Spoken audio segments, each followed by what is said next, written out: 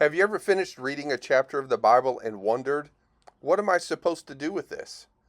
One of the goals of my book, Three Questions for Reading the Bible, is to provide a simple framework that helps us read Scripture as God intended. Let me show you how this works using Ezekiel chapter 20. The first question is, where does this fit within the story of redemption?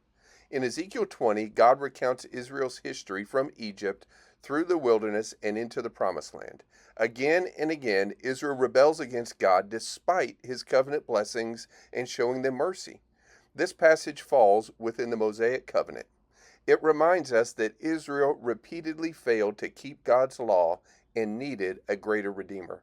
The story of redemption is moving forward toward Christ, who would accomplish what Israel could not. The second question, how does this function in relation to law and gospel? The law is obvious throughout the chapter.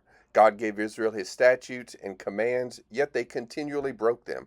The law exposes sin and reveals God's holiness. But then the gospel appears. Near the end of the chapter, God promises to gather his people, to restore them, to bring them into covenant fellowship with himself. Their hope is not found in their obedience, but in God's grace. Every one of those instances at the end of Ezekiel 20, God is saying, I will do this. I will gather you. I will restore you. I will bring you into covenant fellowship with myself. The third question is, how does this reveal Christ as prophet, priest, and king? As prophet, Christ is the true revelation of God that Israel continually rejected. As priest, Christ provides the atonement and mediation that sinful people desperately need. As king, Christ gathers and rules his people, accomplishing the restoration God promises in this chapter. When we ask these three questions, we move beyond simply reading a chapter. We begin to see how every passage fits within God's redemptive plan, how it reveals our need for grace and ultimately points us to Jesus Christ.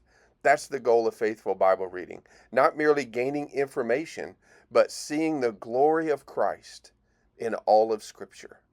Now, in the coming months, I'm going to continue to post some aspects about my book, and all three of these questions in the book are going to go into more detail. So if this is something that you would be interested in, please hit like, hit the subscribe button, share it with your friends, and let's continue on this journey to read Scripture better and see Christ on every page.